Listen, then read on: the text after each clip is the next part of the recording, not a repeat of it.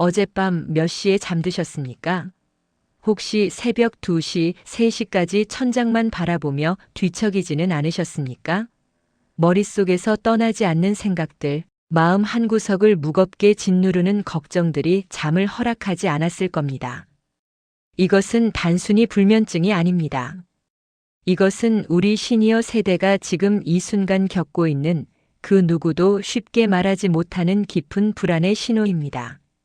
서울 종로구의 한 경로당, 2024년 가을 어느 오후였습니다. 70대 초반의 한 어르신이 조용히 말씀하셨습니다. 선생님, 저는 요즘 밤마다 걱정이 밀려와요. 딸아이가 이혼 이야기를 꺼냈는데 제가 뭘 할 수 있겠어요? 그냥 듣고만 있어야 하는데 가슴이 무너져 내리는 것 같아요. 그분의 눈가에는 어느새 붉은 기운이 맴돌고 있었습니다. 바로 옆에 앉아 계시던 또 다른 어르신도 고개를 끄덕이며 말을 이었습니다. 나도 마찬가지요. 아들이 사업에 실패했다는데 내가 도와줄 돈도 없고 그렇다고 조언할 것도 없고 그저 밤새 뒤척이며 속만 태우고 있어. 이것이 바로 지금 우리가 마주한 현실입니다. 자녀의 독립 이후 찾아온 허전함, 예상치 못한 자녀의 위기, 갑자기 찾아온 배우자의 건강 악화, 줄어드는 연금 통장의 잔고, 그리고 언제 터질지 모르는 나 자신의 건강 문제. 이 모든 것들이 우리의 밤을 훔쳐갑니다. 낮에는 괜찮은 척, 아무렇지 않은 척 웃으며 지낼 수 있습니다. 그러나 밤이 되면 이야기가 달라집니다. 어둠 속에서 우리는 홀로 남겨지고 그때 밀려오는 생각들은 통제할 수 없을 만큼 거대해집니다. 부산 해운대의 한 아파트 단지에 사시는 75세 김모 어르신의 경우를 들어보겠습니다. 2023년 봄 그분은 갑작스러운 당뇨 진단을 받았습니다. 의사는 말했습니다. 이제부터 식단 조절과 운동이 필수입니다. 합병증이 오면 걷잡을 수 없습니다. 그날 이후 김어르신의 삶은 온통 걱정으로 물들었습니다. 아침에 눈을 뜨면 혈당 수치를 재고 식사할 때마다 탄수화물 그램을 계산하고 밤에는 내일 아침 혈당이 또 높게 나오면 어쩌지 하는 생각에 잠을 이루지 못했습니다. 그런데 더 큰 문제는 이것만이 아니었습니다. 건강 걱정에 더해 멀리 미국에서 살고 있는 아들이 직장을 잃었다는 소식이 들려왔습니다.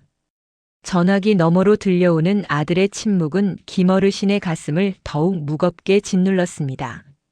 내가 뭘 해줄 수 있을까? 나는 여기서 아무것도 할 수 없는데.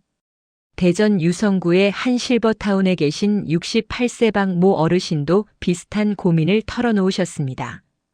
2024년 여름 그분은 평생 모아온 예금의 이자가 눈에 띄게 줄어든 것을 발견했습니다.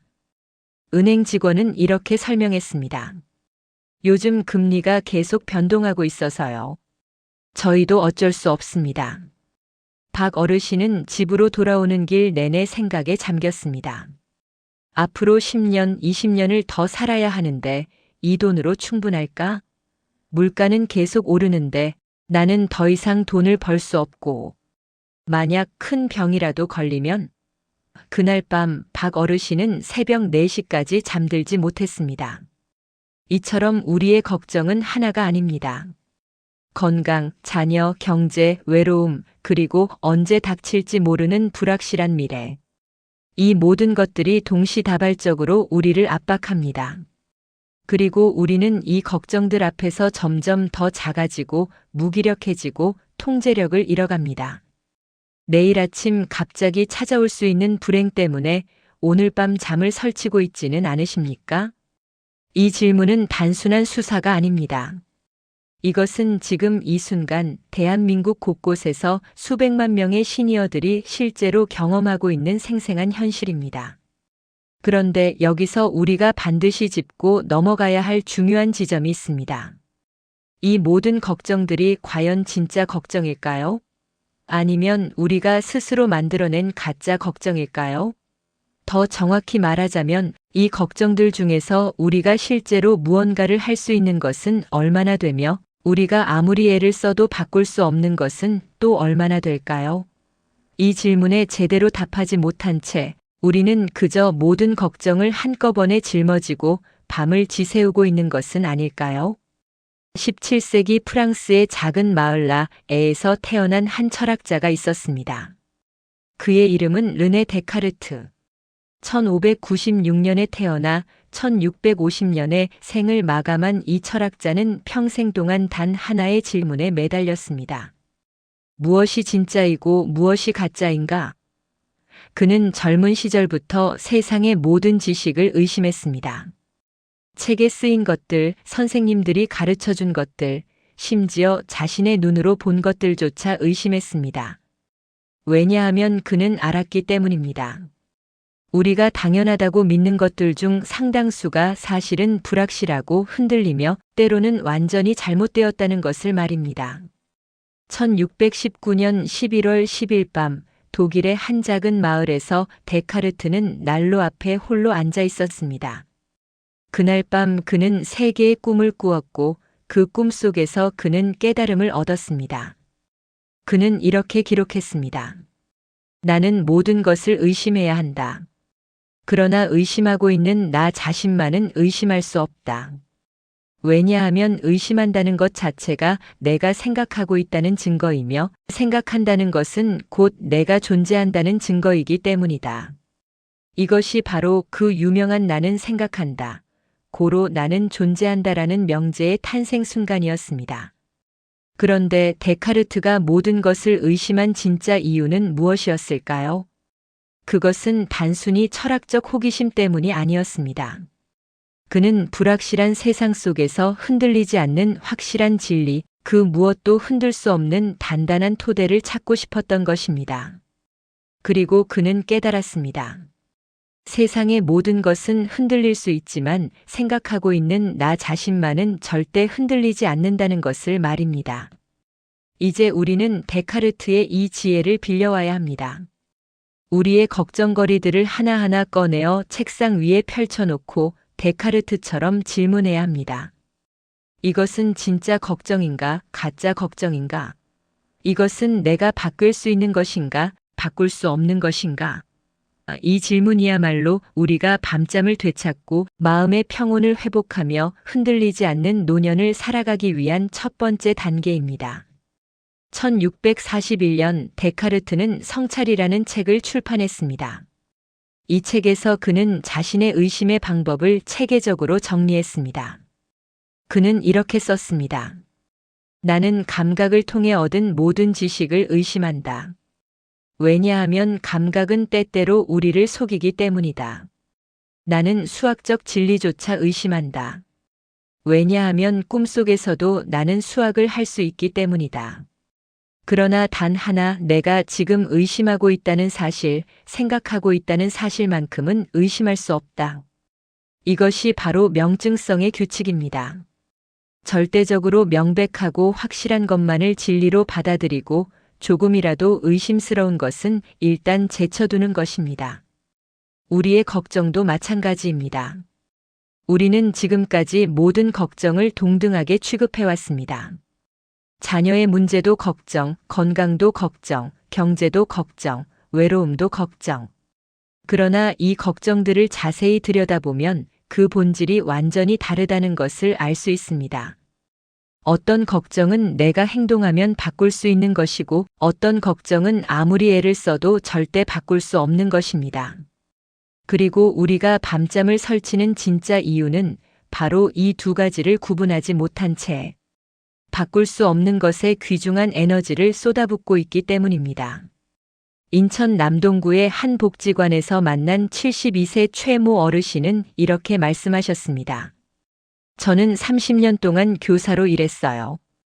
은퇴하고 나서도 계속 뭔가를 가르치고 싶었죠. 그런데 아무도 저를 필요로 하지 않더군요. 그게 너무 서러웠어요.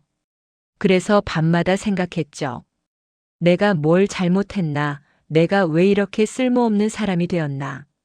그런데 2024년 가을, 최 어르신은 작은 깨달음을 얻었습니다. 복지관에서 운영하는 스마트폰 사용법 강의에 자원봉사로 참여하게 된 것입니다.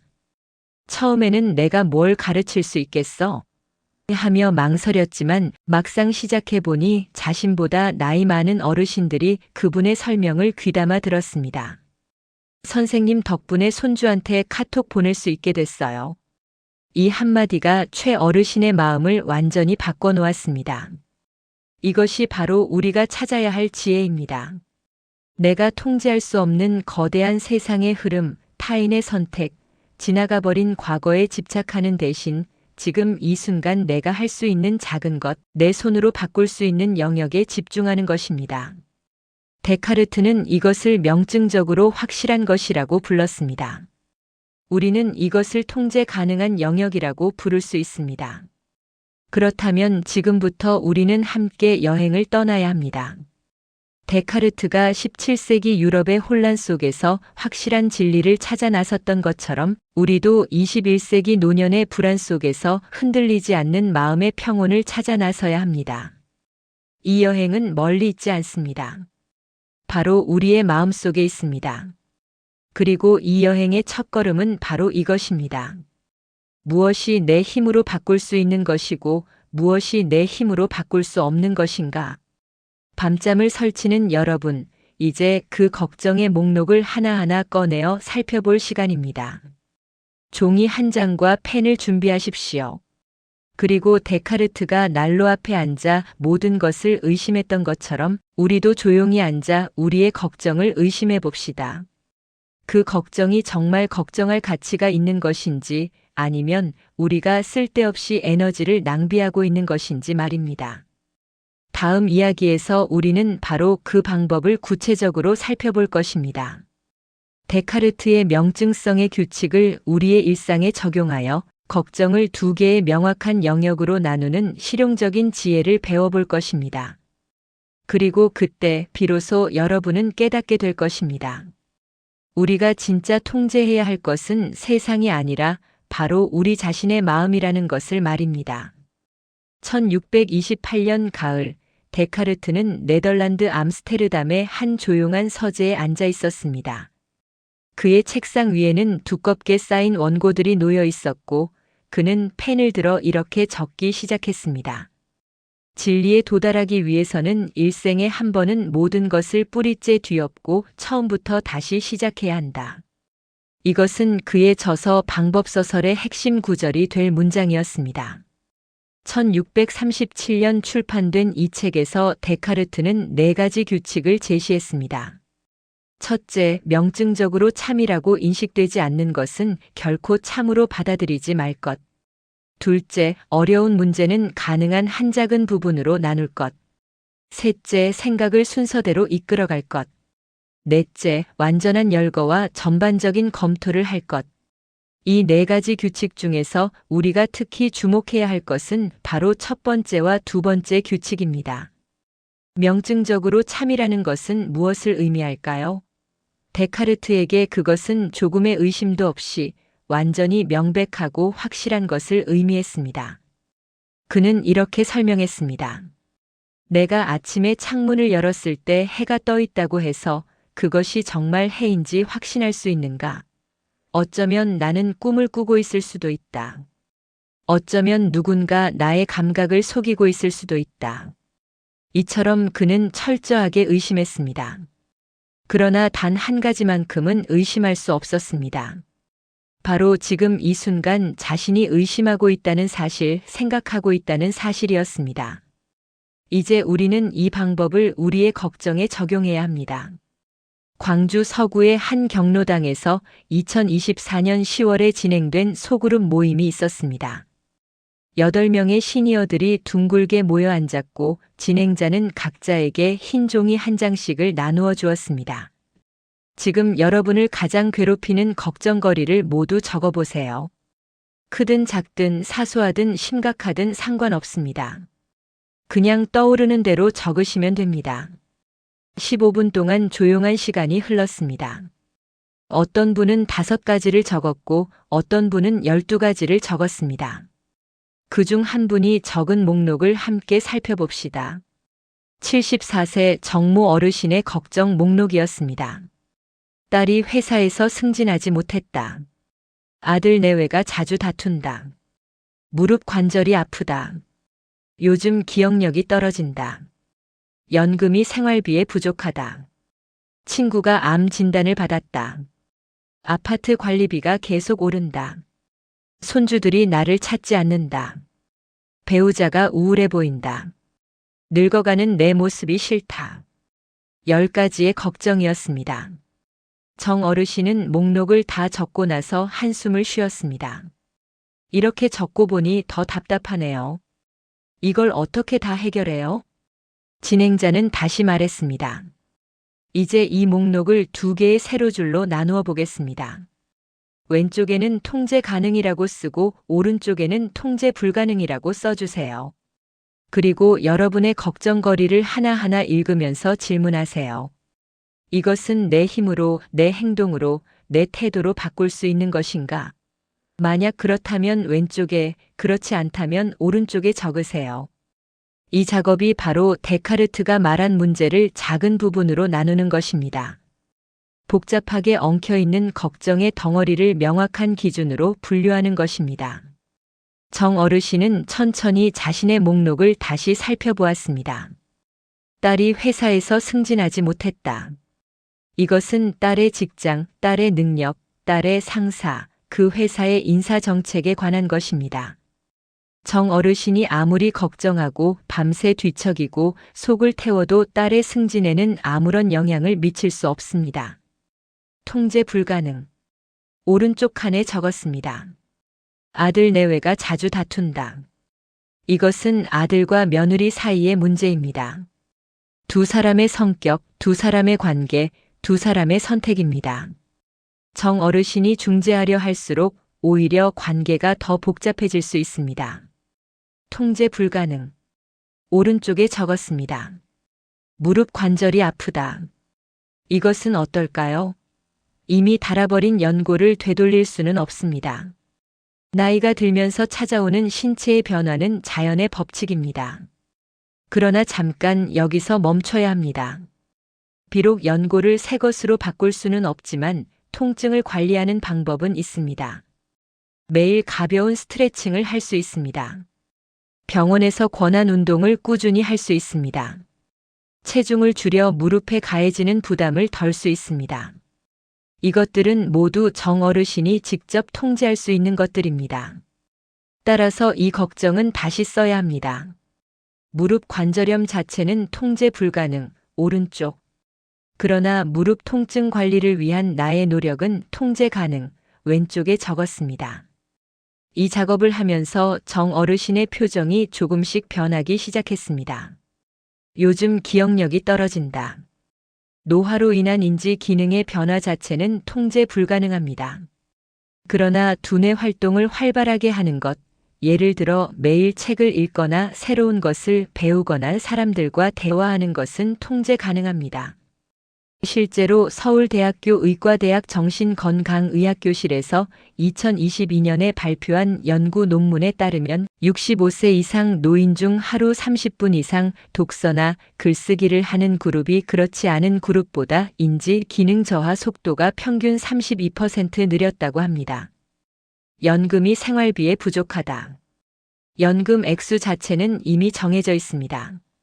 국가의 연금 정책도 정 어르신 혼자 바꿀 수 없습니다. 통제 불가능.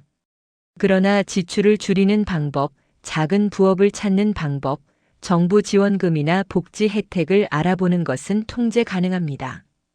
친구가 암 진단을 받았다. 친구의 병을 고칠 수는 없습니다. 통제 불가능. 그러나 친구를 자주 찾아가고 전화하고 옆에서 힘이 되어주는 것은 통제 가능합니다. 손주들이 나를 찾지 않는다. 손주들의 생각과 선택은 통제 불가능입니다. 그러나 손주들에게 먼저 연락하고 관심사를 물어보고 함께할 수 있는 활동을 제안하는 것은 통제 가능합니다. 대구 수성구에 사시는 70세 이 모 할머니는 2024년 여름 손주에게 처음으로 문자 메시지를 보냈습니다. 서준아 할머니야. 내가 요즘 좋아한다는 게임 이름이 뭐니? 할머니가 유튜브에서 찾아볼게. 이 짧은 문자 하나가 관계를 완전히 바꿔놓았습니다.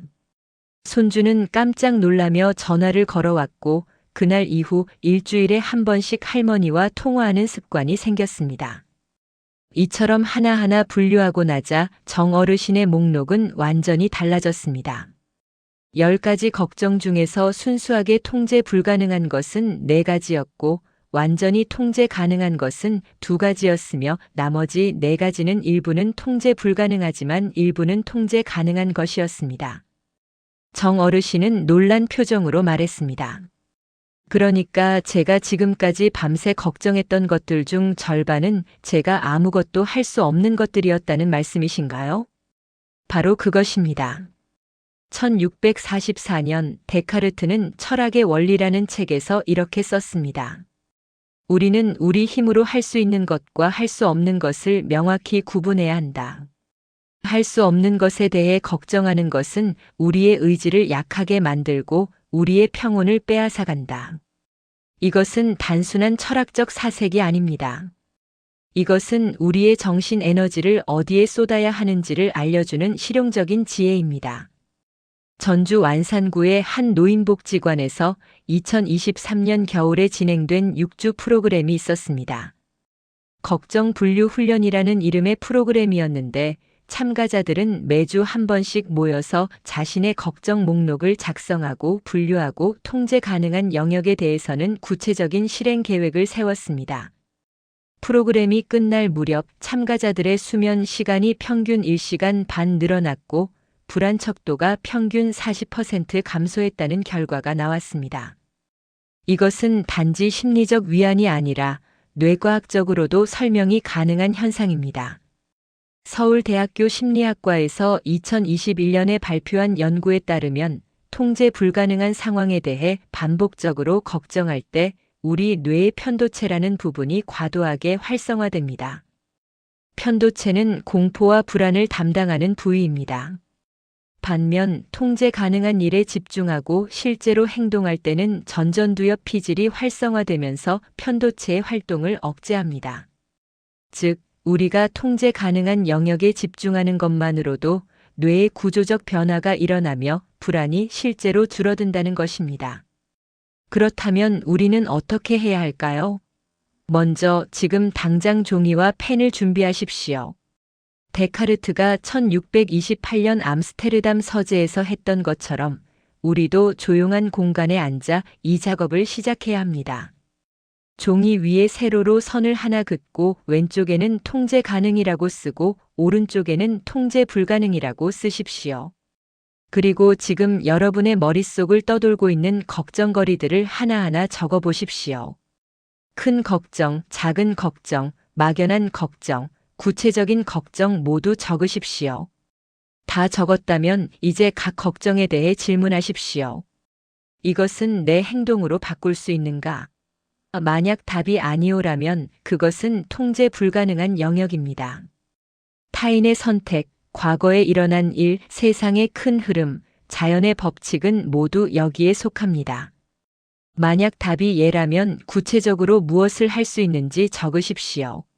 나는 무엇을 할 수 있는가? 언제 할 것인가? 어떻게 할 것인가? 창원 의창구에 사시는 77세 송모 어르신은 이 훈련을 시작한 지 3주 만에 놀라운 변화를 경험했습니다. 그분은 30년 동안 피워온 담배를 끊지 못해 늘 자책했습니다. 나는 의지가 약한 사람이야. 이것 하나도 못 끊으면서 무슨 다른 일을 하겠어? 그런데 걱정을 분류하는 훈련을 하면서 송 어르신은 깨달았습니다. 30년의 습관은 통제 불가능한 과거입니다. 그러나 오늘 담배 한 개비를 덜 피우는 것은 통제 가능한 현재입니다. 그분은 이렇게 말했습니다. 저는 30년을 끊으려고 하지 않기로 했어요. 대신 오늘 하루만 참기로 했죠. 그랬더니 할 수 있더라고요. 3주 후 송 어르신은 하루 한 갑씩 피우던 담배를 하루 3개비로 줄였습니다. 이것이 바로 데카르트의 두 번째 규칙, 어려운 문제는 가능한 한 작은 부분으로 나눌 것의 실천입니다. 거대하고 압도적인 걱정을 작고 관리 가능한 조각들로 나누는 것입니다. 그리고 그 작은 조각들 중에서 내가 통제할 수 있는 것만을 선택하여 집중하는 것입니다. 1649년 2월, 데카르트는 스웨덴 스톡홀름에 머물고 있었습니다. 그는 크리스티나 여왕의 초청을 받아 왕궁에서 철학을 가르치고 있었습니다. 추운 겨울 아침, 그는 여왕에게 이렇게 말했습니다. 폐하, 우리가 진정으로 자유로워지는 방법은 단 하나입니다. 우리가 통제할 수 없는 것에서 마음을 거두어들이고 우리가 통제할 수 있는 것, 즉 우리 자신의 생각과 의지에만 집중하는 것입니다. 불행히도 데카르트는 그해 겨울을 넘기지 못하고 폐렴으로 세상을 떠났지만 그가 남긴 이 지혜는 370년이 지난 지금도 우리에게 살아있는 빛을 던져줍니다. 통제 불가능한 것에 에너지를 낭비하지 마십시오.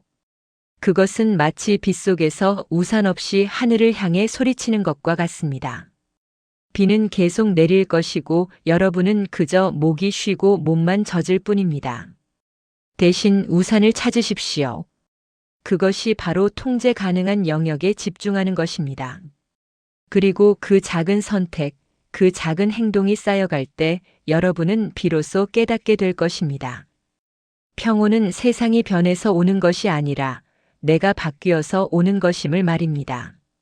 1630년 봄, 데카르트는 네덜란드 레이던 근처의 작은 마을에 은둔해 있었습니다. 그는 친구에게 보낸 편지에 이렇게 썼습니다. 나는 세상의 소음에서 벗어나 이곳에 머물고 있네.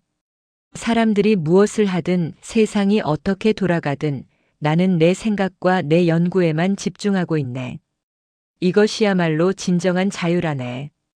그는 통제할 수 없는 세상의 혼란으로부터 자신을 분리했고 통제할 수 있는 자신의 내면 세계에 온전히 집중했습니다. 이것이 바로 우리가 배워야 할 데카르트적 내려놓음의 본질입니다. 그러나 내려놓는다는 것은 쉽지 않습니다. 특히 우리 시니어 세대에게는 더욱 그렇습니다. 우리는 평생 동안 책임지고 돌보고 걱정하며 살아왔습니다. 자녀가 어렸을 때는 그들의 안전과 교육을 책임졌고 자녀가 성인이 된 후에도 그들의 결혼, 직장, 가정을 걱정했습니다. 이제 자녀들이 50대가 되어도 우리는 여전히 걱정합니다. 이것이 부모의 본능이고 이것이 사랑이라고 믿어왔기 때문입니다. 울산 남구의 한 아파트 상가에 있는 작은 찻집, 2024년 11월 어느 오후였습니다. 71세 한모 어르신과 68세 배모 어르신이 마주 앉아 있었습니다. 한 어르신은 눈물을 글썽이며 말했습니다.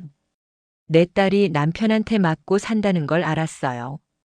어제 딸이 전화해서 울면서 말하더군요. 그런데 나는 뭘 할 수 있어요? 딸은 이혼하고 싶지 않다고 하고 사위는 내 전화를 받지도 않고 나는 그저 밤새 천장만 바라보며 딸 생각만 했어요. 내가 뭘 잘못했을까? 내가 딸을 어떻게 키웠길래 이런 일이 계속 그 생각만 맴돌았어요. 배 어르신은 고개를 끄덕이며 대답했습니다. 저도 비슷해요. 제 아들이 사업에 실패해서 빚을 졌어요. 3억이 넘는다고 하더군요. 나는 평생 모은 돈이 5천만 원밖에 없어요. 그걸 다 줘도 부족하고 그렇다고 안 주자니 아들이 어떻게 되나 싶고 매일 밤 계산기를 두드려 봐도 답이 안 나와요. 어제는 새벽 4시까지 이 생각 저 생각하다가 결국 한숨도 못 잤어요. 이 두 분의 이야기는 결코 특별한 사례가 아닙니다. 보건복지부가 2023년 실시한 노인 실태 조사에 따르면 65세 이상 노인 중 78%가 성인 자녀와 관련된 걱정으로 수면 장애를 경험한다고 답했습니다. 자녀의 이혼, 실직, 경제적 어려움, 건강 문제가 주된 걱정거리였습니다. 그리고 이 걱정들의 공통점은 무엇일까요? 바로 부모인 우리가 아무리 애를 써도 직접적으로 바꿀 수 없다는 것입니다. 여기서 우리는 매우 중요한 구분을 해야 합니다. 걱정하는 것과 책임지는 것은 다릅니다. 더 정확히 말하자면 감정적으로 괴로워하는 것과 실질적으로 도울 수 있는 것은 완전히 다릅니다. 한 어르신의 경우를 다시 살펴봅시다. 딸이 가정폭력을 당하고 있습니다. 이것은 명백히 심각한 문제입니다. 그렇다면 한 어르신이 밤새 천장을 바라보며 자책하고 괴로워하는 것이 딸에게 어떤 도움이 될까요? 전혀 도움이 되지 않습니다. 오히려 한 어르신 자신의 건강만 해칠 뿐입니다. 1645년 9월 데카르트는 팔치의 엘리자베스 공주에게 편지를 보냈습니다. 공주는 당시 가족 문제와 정치적 어려움으로 심한 우울증을 앓고 있었습니다. 데카르트는 이렇게 조언했습니다. 공주님, 당신이 통제할 수 없는 일에 대해 슬퍼하는 것은 당신의 영혼을 병들게 할 뿐입니다. 당신이 할 수 있는 것은 단 하나, 그 상황을 있는 그대로 받아들이고 당신이 실제로 할 수 있는 작은 일에 집중하는 것입니다. 이것이 진정한 지혜이자 용기입니다. 이 편지는 후에 정념론이라는 책의 기초가 되었으며 1649년에 출판되었습니다. 그렇다면 한 어르신은 무엇을 할 수 있을까요? 먼저 딸에게 전화를 걸어 이렇게 말할 수 있습니다. 딸아, 엄마는 내 편이야. 내가 어떤 선택을 하든 엄마는 너를 지지할 거야. 지금 당장 내가 할 수 있는 일을 함께 생각해보자. 구체적인 정보를 찾아줄 수 있습니다. 가정폭력 상담센터의 전화번호, 법률구조공단의 무료 상담 서비스, 여성 긴급 전화 1366 같은 실질적인 도움을 알려줄 수 있습니다. 만약 딸이 집을 나와야 할 상황이 생긴다면 딸을 받아줄 준비를 할 수 있습니다. 이것들은 모두 한 어르신이 실제로 할 수 있는 통제 가능한 영역입니다. 그러나 딸의 결혼 생활 자체, 딸의 남편이 변할지 안 변할지, 딸이 이혼을 선택할지 말지는 한 어르신이 통제할 수 없습니다. 이것은 딸의 인생이고 딸의 선택입니다. 한 어르신이 할 수 있는 것은 딸이 올바른 선택을 할 수 있도록 옆에서 지지하고 정보를 제공하고 필요할 때 실질적인 도움을 주는 것입니다. 그 이상도 그 이하도 아닙니다. 그리고 이것을 받아들이는 순간 한 어르신의 밤은 조금 더 평온해질 것입니다. 제주시 노형동의 한 경로당에서 2024년 여름에 있었던 일입니다. 69세 고 모 어르신은 3년 동안 아들의 알코올 중독 문제로 괴로워했습니다. 아들은 매일 술을 마셨고 직장을 잃었으며 가족과도 멀어졌습니다. 고 어르신은 아들에게 간곡히 말했고 때로는 화를 냈고 돈을 주기도 하고 끊기도 했습니다. 그러나 아무것도 변하지 않았습니다. 고 어르신은 이렇게 말했습니다. 내가 아들을 망쳤어요. 내가 어렸을 때 너무 엄하게 키웠나 아니면 너무 느슨하게 키웠나. 밤마다 그 생각뿐이에요. 그런데 2024년 8월 고 어르신은 알코올 중독 가족 모임에 참석했습니다. 거기서 한 상담사가 말했습니다. 중독은 병입니다. 그리고 이 병을 고치는 것은 환자 본인의 선택입니다. 가족이 할 수 있는 것은 환자가 스스로 회복하기로 결심했을 때 지지하고 돕는 것뿐입니다. 가족이 대신 회복할 수는 없습니다. 이 말을 듣는 순간 고 어르신은 무너져 내렸습니다. 3년 동안 짊어지고 있던 무거운 짐을 내려놓는 순간이었습니다. 고 어르신은 집으로 돌아와 결심했습니다. 나는 더 이상 아들의 음주를 막으려고 애쓰지 않겠다. 대신 아들이 도움을 요청할 때 언제든 달려갈 준비를 하고 있겠다. 그리고 나 자신의 건강과 행복을 먼저 챙기겠다. 이것이 바로 데카르트적 내려놓음입니다. 포기가 아닙니다. 무관심도 아닙니다. 명확한 경계를 긋는 것입니다. 내가 할 수 있는 것과 할 수 없는 것을 구분하고 할 수 없는 것에 대해서는 괴로워하는 대신 받아들이는 것입니다. 그렇다면 우리는 무엇을 붙잡아야 할까요? 바로 우리가 실제로 통제할 수 있는 영역입니다. 나의 하루 일과 나의 건강 관리, 나의 취미 생활, 나의 인간관계, 나의 학습과 성장. 이것들은 모두 나의 선택이고 나의 행동으로 바꿀 수 있는 것들입니다. 그리고 놀랍게도 우리가 이 영역에 집중하기 시작하면 우리가 내려놓았던 걱정거리들이 저절로 해결되는 경우가 많습니다. 서울 강남구의 한 문화센터, 2023년 가을이었습니다. 73세 민모 어르신은 손주들이 자신을 찾지 않는다는 것에 깊은 상처를 받고 있었습니다. 명절에도 안 오고 생일에도 연락 한 통 없어요. 내가 뭘 잘못했길래 손주들이 나를 이렇게 대하는지 모르겠어요. 민 어르신은 이 생각에 사로잡혀 점점 더 우울해졌고 집에만 틀어박혀 지냈습니다.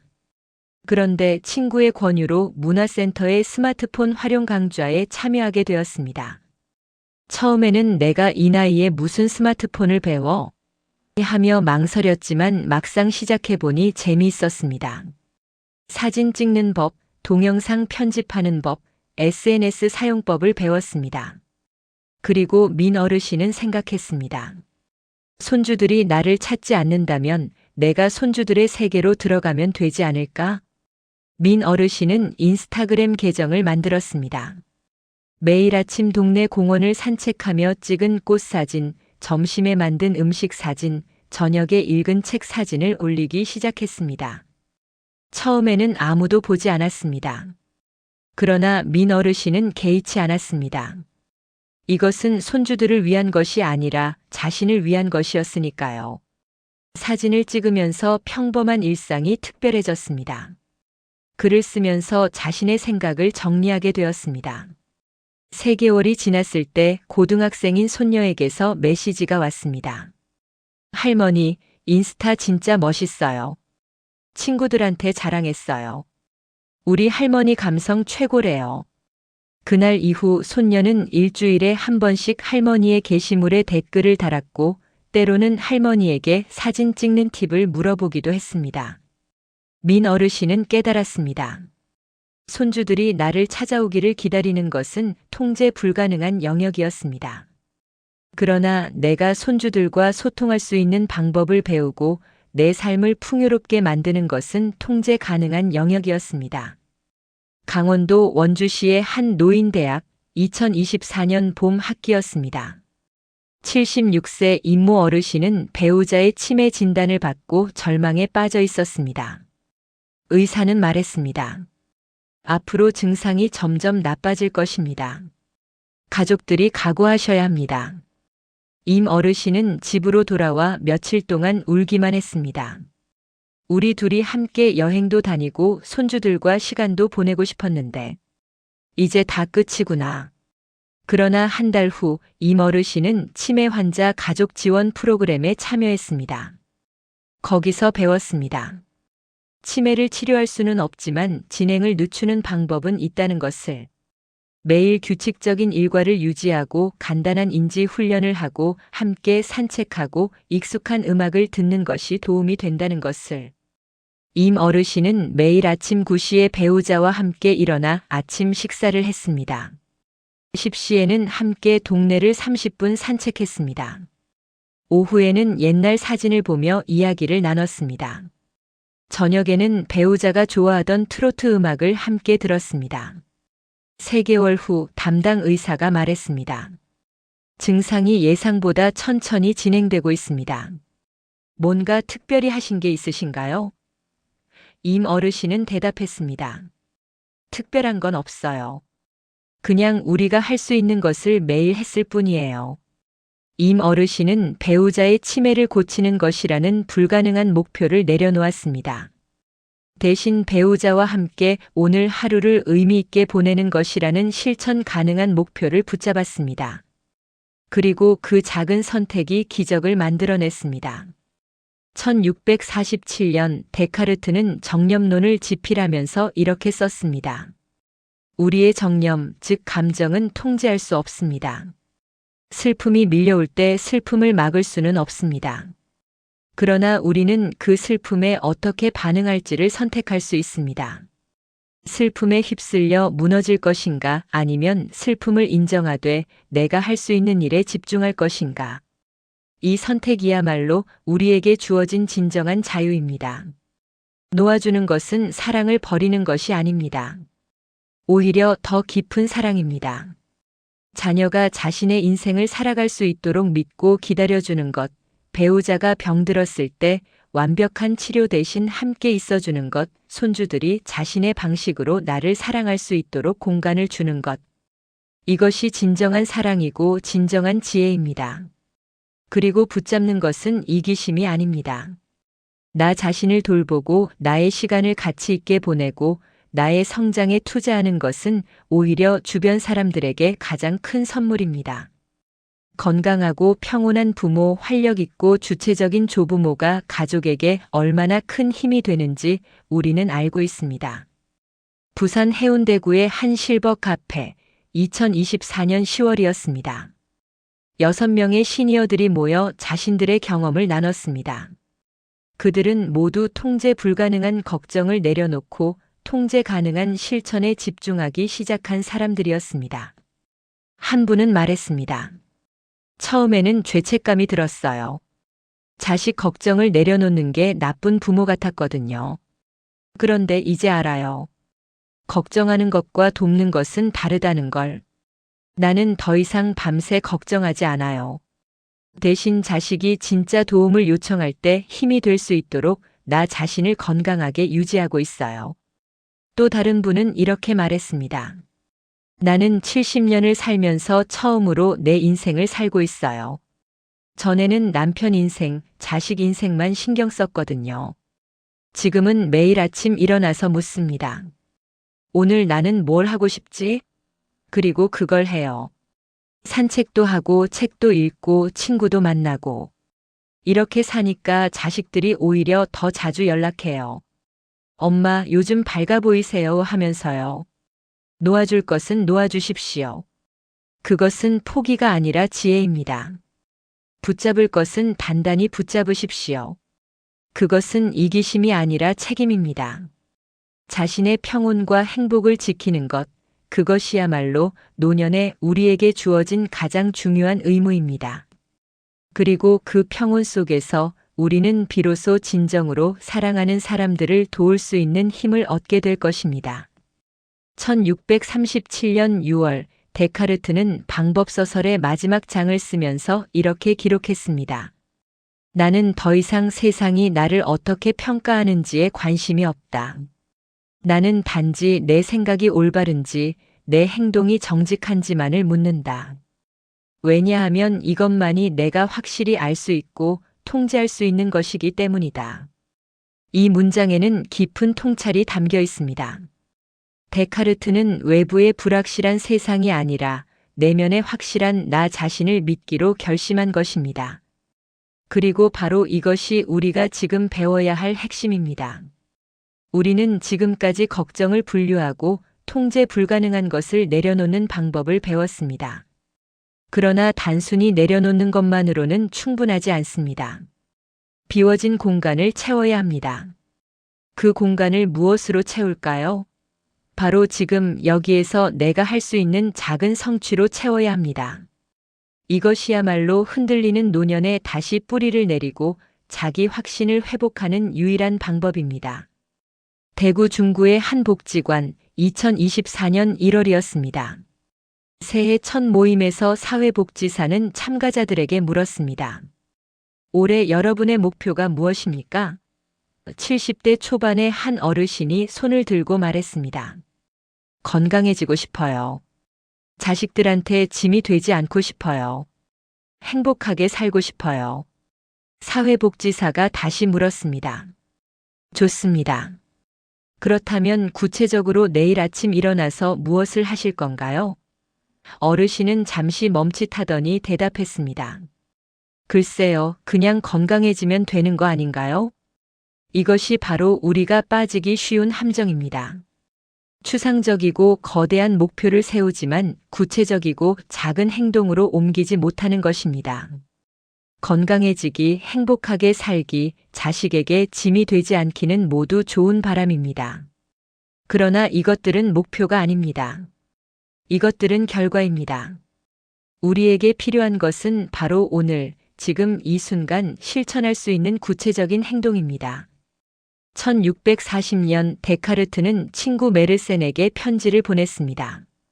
나는 매일 아침 정확히 같은 시간에 일어나 명상을 합니다. 그리고 하루에 2시간씩 글을 씁니다. 이 작은 규칙을 지키는 것이 나에게 큰 힘을 줍니다. 왜냐하면 세상이 아무리 혼란스러워도 나는 적어도 나 자신의 하루를 통제하고 있다는 확신을 갖게 되기 때문입니다. 이것입니다. 작은 규칙, 작은 실천, 작은 성취. 이것들이 쌓여서 자기 확신이 되고 그 확신이 쌓여서 평온한 삶이 됩니다. 경기도 수원시의 한 아파트 단지 2023년 여름이었습니다. 68세 오모 어르신은 당뇨병 진단을 받은 후 6개월 동안 우울증에 시달렸습니다. 혈당 수치는 계속 높았고 약은 점점 늘어났으며 의사는 합병증을 경고했습니다. 오 어르신은 이렇게 말했습니다. 나는 끝났어요. 이제 뭘 해도 소용없어요. 나이 들면 다 이렇게 되는 거죠. 그런데 복지관 상담사가 오 어르신에게 아주 작은 제안을 했습니다. 선생님, 내일 아침에 딱 10분만 걸어보시겠어요? 집 앞 공원을 한 바퀴만 도세요. 딱 10분입니다. 오 어르신은 반신반의하며 다음 날 아침 집을 나섰습니다. 공원 한 바퀴를 도는데 정확히 12분이 걸렸습니다. 숨이 조금 찼지만 기분은 나쁘지 않았습니다. 다음 날도 같은 시간에 같은 길을 걸었습니다. 일주일이 지났습니다. 2주가 지났습니다. 한 달이 지났을 때 오 어르신은 깨달았습니다. 내가 뭔가를 하고 있구나. 내가 나를 돌보고 있구나. 3개월 후 혈당 수치가 눈에 띄게 내려갔습니다. 의사는 놀라워하며 물었습니다. 무슨 특별한 비법이라도 있으세요? 오 어르신은 웃으며 대답했습니다. 매일 아침 12분 걷기요. 이것이 바로 작은 성취의 힘입니다.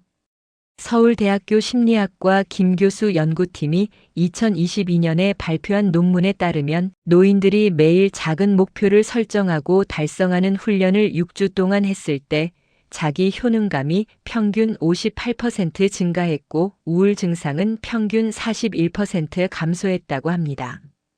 놀라운 것은 목표의 크기가 아니라 달성의 일관성이 중요했다는 점입니다. 하루 1시간 운동을 일주일에 한 번 하는 것보다 하루 10분 운동을 매일 하는 것이 훨씬 더 큰 심리적 효과를 냈습니다. 전주 덕진구의 한 노인대학 2024년 봄 학기였습니다. 72세 장모 어르신은 평생 책을 멀리했습니다. 나는 학교도 제대로 못 나왔어요. 머리가 나빠서 책을 읽어도 이해가 안 돼요. 그런데 손녀가 중학생이 되면서 장 어르신에게 이렇게 말했습니다. 할머니, 제가 학교에서 독후감 숙제를 받았는데 할머니도 저랑 같이 책 읽어주실래요? 장 어르신은 거절하고 싶었지만 손녀의 부탁을 차마 뿌리칠 수 없었습니다. 첫 번째 책은 얇은 동화책이었습니다. 장 어르신은 하루에 딱 5쪽씩 읽기로 했습니다. 첫날은 1시간이 걸렸습니다. 모르는 단어도 많았고 문장을 이해하는 것도 쉽지 않았습니다. 그러나 포기하지 않았습니다. 둘째 날, 셋째 날, 일주일, 한 달. 5쪽씩 꾸준히 읽었습니다. 2개월 후 장 어르신은 그 동화책을 다 읽었습니다. 그리고 노트에 이렇게 적었습니다. 나는 72세에 처음으로 책 한 권을 끝까지 읽었다. 2024년 5월 15일. 손녀는 할머니를 껴안으며 말했습니다. 할머니 대단하세요. 진짜 멋있어요. 그날 이후 장 어르신의 삶이 바뀌었습니다. 매일 아침 일어나면 오늘은 어떤 책을 읽을까? 생각했습니다. 복지관 도서관에 가서 책을 빌렸습니다. 처음에는 동화책, 그 다음에는 수필집, 그 다음에는 소설. 1년 후 장 어르신은 12권의 책을 읽었습니다. 그리고 이렇게 말했습니다. 저는 이제 제 자신이 자랑스러워요. 72년을 살면서 처음 느끼는 감정이에요. 내가 뭔가를 해냈다는 느낌이요. 인천 연수구의 한 경로당 2024년 6월이었습니다. 75세 신모 어르신은 아들 내외와의 갈등으로 1년 넘게 우울해하고 있었습니다. 명절에 우리 집에 안 와요. 손주들 얼굴도 못 봐요. 내가 뭘 잘못했는지도 모르겠어요. 상담사는 신어르신에게 작은 숙제를 냈습니다. 매일 저녁 자기 전에 감사 일기를 3줄만 써보세요. 오늘 하루 중 감사한 일 3가지를 적으세요. 아주 작은 것도 괜찮아요. 신어르신은 처음에 이해할 수 없었습니다. 감사할 게 뭐가 있어요? 아들도 안 오는데. 그러나 약속했으니 시작했습니다. 첫째 날 밤 노트를 펴고 한참을 생각했습니다. 그리고 이렇게 적었습니다. 하나, 오늘 날씨가 좋았다. 둘, 점심에 먹은 된장찌개가 맛있었다. 셋, 이웃집 할머니가 웃으며 인사해 주었다. 쓰고 나니 이상한 기분이 들었습니다. 이런 것도 감사한 일이 되나? 그러나 매일 3줄씩 적다 보니 변화가 생겼습니다. 아침에 일어나면 오늘은 무슨 일이 일어날까? 오늘은 무엇에 감사하게 될까? 생각하게 되었습니다. 사소한 것들이 눈에 들어왔습니다. 창문으로 보이는 나무, 아침 산책길에 만난 고양이, 슈퍼 주인 아주머니의 친절함, 잘 끓여진 커피 한 잔. 3개월 후 신어르신은 90일치의 감사 일기를 채웠습니다. 270개의 감사한 일이었습니다. 그리고 깨달았습니다. 아들이 오든 안 오든 내 삶에는 이미 이렇게 많은 좋은 것들이 있었구나. 연세대학교 심리학과에서 2023년에 실시한 연구가 있습니다. 65세 이상 노인 120명을 2그룹으로 나누었습니다. 한 그룹은 8주 동안 매일 감사 일기를 썼고 다른 그룹은 그냥 일상 일기를 썼습니다. 8주 후 감사 일기를 쓴 그룹의 행복도가 평균 34% 증가했고 수면의 질이 평균 28% 향상되었으면 타인과의 관계 만족도가 평균 42% 증가했습니다.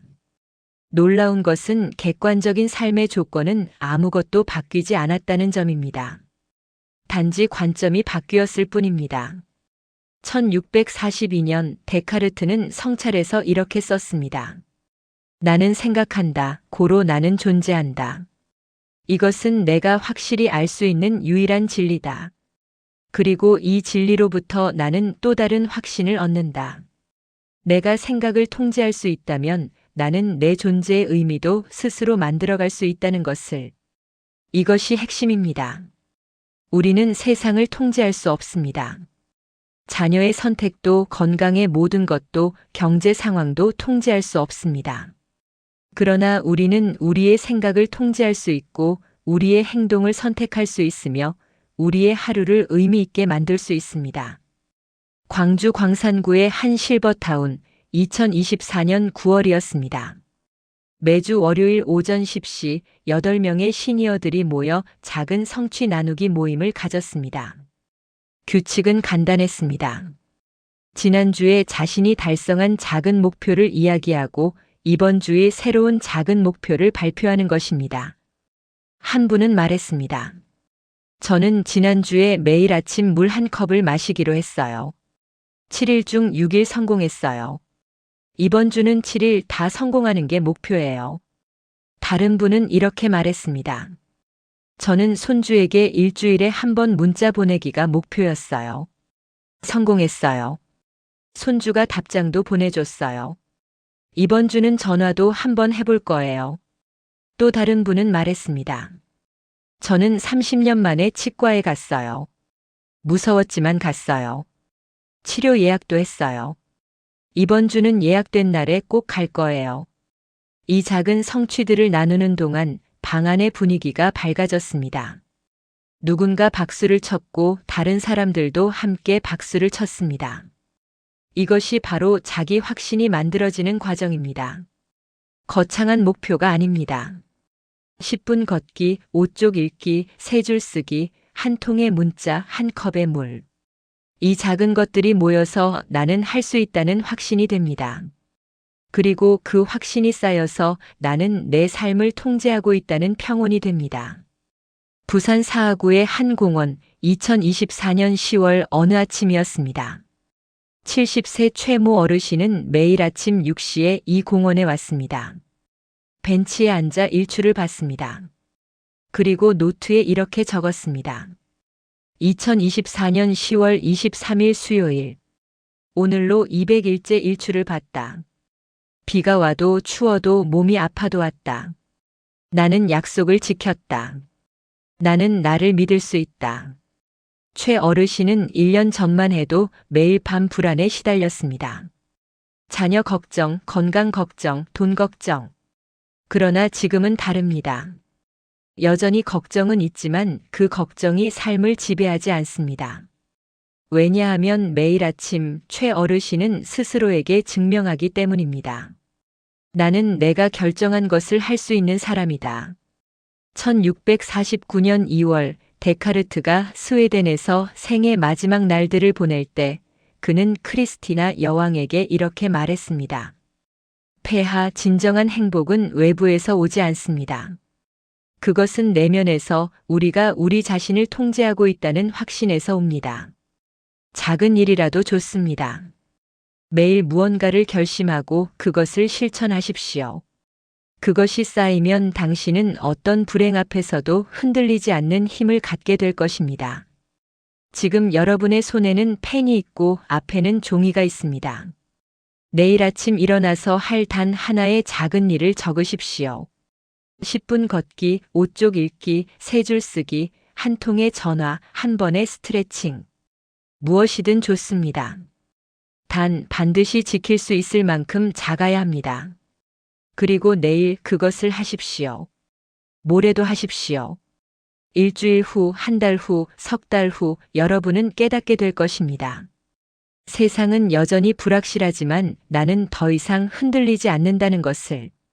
왜냐하면 나는 지금 여기에 단단히 뿌리 내리고 있기 때문입니다. 1650년 2월 11일 새벽 스웨덴 스톡홀름의 왕궁에서 데카르트는 마지막 숨을 거두었습니다. 그의 나이 53세였습니다. 임종을 지켜본 의사는 그가 마지막 순간까지 의식이 또렷했다고 기록했습니다. 데카르트는 죽음 앞에서도 두려워하지 않았습니다. 그는 평생 동안 하나의 진리를 확신했고 그 확신 속에서 평온하게 생을 마감했습니다. 나는 생각한다. 고로 나는 존재한다. 이 문장은 단순한 철학적 명제가 아니었습니다. 이것은 그의 삶 전체를 관통하는 확신이었고 죽음 앞에서도 흔들리지 않는 내면의 힘이었습니다. 우리는 지금 데카르트가 370년 전에 걸었던 그 여정을 함께 걸어왔습니다. 첫 번째 단계에서 우리는 밤잠을 설치게 만드는 수많은 걱정거리들을 직시했습니다. 자녀의 문제, 건강의 불안, 경제적 압박, 외로움과 소외감. 이 모든 것들이 우리를 짓누르고 있었습니다. 두 번째 단계에서 우리는 데카르트의 의심의 방법을 배웠습니다. 걱정을 통제 가능한 영역과 통제 불가능한 영역으로 나누는 명료한 지혜를 얻었습니다. 세 번째 단계에서 우리는 놓아줄 것과 붙잡을 것을 구분했습니다. 통제 불가능한 것에 대한 집착을 내려놓고 통제 가능한 것에 집중하는 용기를 배웠습니다. 네 번째 단계에서 우리는 지금 여기에 뿌리 내리는 실천을 시작했습니다. 작은 목표, 작은 성취, 작은 확신이 쌓여서 큰 평온이 되는 과정을 경험했습니다. 이제 마지막 단계입니다. 우리는 이 모든 여정이 결국 어디로 향하는지 깨달아야 합니다. 그것은 바로 온전한 나의 존재를 회복하는 것입니다. 우리의 존재 가치는 자녀가 성공했는지, 건강이 완벽한지, 통장 잔고가 얼마인지로 결정되지 않습니다. 우리의 존재 가치는 오직 한 곳에서만 나옵니다. 바로 생각하고 선택하고 행동하는 나 자신의 내면에서 나옵니다. 서울 종로구의 한 작은 서점, 2024년 11월 어느 오후였습니다. 78세 박모 어르신이 철학 서적 코너에 서 계셨습니다. 손에는 데카르트의 방법 소설이 들려 있었습니다. 서점 주인이 물었습니다. 어르신, 철학책에 관심이 있으세요? 박 어르신은 잠시 책장을 넘기다가 이렇게 대답했습니다. 제가 요즘 깨달은 게 있어요. 저는 78년을 살면서 한 번도 제대로 생각해 본 적이 없었어요. 남편 생각, 자식 생각, 세상 사람들 생각만 하고 살았죠. 그런데 이제 알았어요. 내가 생각하는 사람이라는 것, 그게 얼마나 중요한지를요. 박 어르신의 이야기를 들어봅시다. 그분은 50년 동안 남편을 내조하며 살았습니다. 남편이 원하는 것, 남편이 좋아하는 것, 남편의 친구들과 가족들을 돌보는 것이 삶의 전부였습니다. 자녀가 태어난 후에는 자녀의 교육, 자녀의 진로, 자녀의 결혼이 삶의 중심이 되었습니다. 그러다 5년 전 남편이 세상을 떠났습니다. 자녀들은 각자의 삶을 살기 위해 멀리 떠났습니다. 박 어르신은 갑자기 텅 빈 집에 홀로 남겨졌습니다. 그리고 깨달았습니다. 나는 누구인가? 나는 무엇을 원하는가? 나는 무엇을 좋아하는가? 2024년 봄, 박 어르신은 동네 도서관에서 우연히 철학 강좌 포스터를 보았습니다. 데카르트와 함께하는 자아 찾기라는 제목이었습니다. 호기심에 참석했고 그날 강사가 했던 말이 박 어르신의 인생을 바꿔놓았습니다. 데카르트는 말했습니다. 나는 생각한다. 고로 나는 존재한다. 여러분, 이 말의 의미는 무엇일까요? 여러분의 존재는 다른 누구에게도 의존하지 않습니다. 여러분이 생각하고 있다는 바로 그 사실이 여러분의 존재를 증명합니다. 박 어르신은 그날 밤 잠을 이루지 못했습니다. 그러나 이번에는 걱정 때문이 아니었습니다. 흥분 때문이었습니다. 나는 생각한다. 그렇다면 나는 존재한다. 나는 남편의 아내로서가 아니라 자녀의 엄마로서가 아니라 나 자신으로서 존재한다. 이 깨달음이 박 어르신에게 완전히 새로운 삶을 열어주었습니다. 그분은 매일 아침 일기를 쓰기 시작했습니다. 오늘 나는 무엇을 생각했는가? 오늘 나는 무엇을 느꼈는가? 오늘 나는 무엇을 배웠는가? 6개월 후 박 어르신은 일기장 3권을 채웠고 이렇게 말했습니다. 저는 78세에 처음으로 나를 만났어요. 그리고 알았어요. 나는 충분히 가치 있는 사람이라는 것을요. 경남 창원시의 한 복지관, 2024년 12월 초였습니다. 한 달에 한 번 열리는 시니어 철학 카페에 20명의 어르신들이 모였습니다. 이날의 주제는 나의 존재 가치는 어디에서 오는가? 였습니다. 74세 김모 어르신이 손을 들고 말했습니다. 저는 평생 직장에서 인정받기 위해 살았어요. 승진하고 연봉 올리고 사장님께 칭찬받는 게 제 존재 이유였죠. 그런데 은퇴하고 나니까 모든 게 무너졌어요. 아무도 저를 필요로 하지 않더라고요. 저는 쓸모없는 사람이 됐어요. 진행자가 물었습니다. 그렇다면 선생님, 지금은 어떻게 생각하세요? 김 어르신은 잠시 생각하더니 대답했습니다. 요즘 제가 매일 하는 게 있어요. 아침에 일어나서 거울을 봐요. 그리고 제 자신에게 말해요. 김철수, 너는 오늘도 살아있구나. 내가 숨 쉬고 생각하고 움직일 수 있다는 것 자체가 기적이야. 너는 그 자체로 충분히 가치 있어. 처음에는 어색했어요. 그런데 3개월째 하고 있는데 이제는 진심으로 믿게 됐어요. 나는 쓸모가 있든 없든 누가 인정하든 안 하든 그 자체로 존재할 가치가 있는 사람이라는 것을요. 이것이 바로 데카르트의 코기토가 우리에게 주는 궁극적인 선물입니다. 우리의 존재는 조건부가 아닙니다. 만약 자녀가 성공하면 나는 가치 있다. 만약 건강하면 나는 행복하다. 만약 돈이 많으면 나는 안전하다가 아닙니다. 그런 조건들은 모두 통제 불가능한 외부 영역입니다. 우리의 진정한 가치는 오직 한 곳에 있습니다. 바로 지금 이 순간 생각하고 있는 나 자신의 내면에 있습니다. 1644년 데카르트는 철학의 원리에서 이렇게 썼습니다. 영혼의 평온은 외부의 것들로부터 오지 않는다. 그것은 우리가 우리 자신의 주인이 되었을 때, 즉 우리가 통제할 수 있는 것에만 집중하고 통제할 수 없는 것은 담담히 받아들일 수 있을 때 비로소 찾아온다. 이 문장을 우리의 삶에 적용해 봅시다. 자녀가 실패해도 건강이 나빠져도 경제가 어려워져도 우리의 평온은 흔들리지 않을 수 있습니다.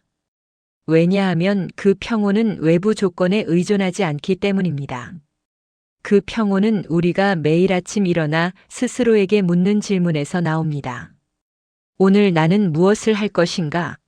오늘 나는 어떤 태도로 살 것인가? 제주도 서귀포시의 한 해변, 2024년 가을이었습니다. 72세 이모 어르신은 매일 아침 이곳에 와서 명상을 했습니다. 30분 동안 조용히 앉아 파도 소리를 들었습니다. 그리고 속으로 되뇌었습니다. 나는 생각한다. 고로 나는 존재한다. 나는 지금 이 순간 숨 쉬고 있다. 나는 지금 이 순간 생각하고 있다. 나는 지금 이 순간 존재한다. 이것으로 충분하다. 이 어르신은 3년 전 아들을 교통사고로 잃었습니다. 그 이후 2년 동안 극심한 우울증과 자살 충동에 시달렸습니다. 내가 왜 살아야 하지? 내 인생에 무슨 의미가 있지? 그러다 우연히 철학 상담사를 만났고 데카르트의 철학을 알게 되었습니다. 상담사는 이렇게 말했습니다. 선생님, 아드님을 잃은 슬픔은 사라지지 않을 것입니다. 그것은 사랑의 증거이니까요. 그러나 그 슬픔이 선생님의 존재 전체를 삼켜버리게 해서는 안 됩니다. 선생님은 여전히 생각하고 느끼고 선택할 수 있습니다. 그것이 바로 선생님이 살아있다는 증거입니다. 그리고 그 삶을 어떻게 살 것인지는 선생님이 결정할 수 있습니다. 이 어르신은 1년 동안 매일 아침 해변에 나와 이 사실을 되새겼습니다. 나는 여전히 존재한다.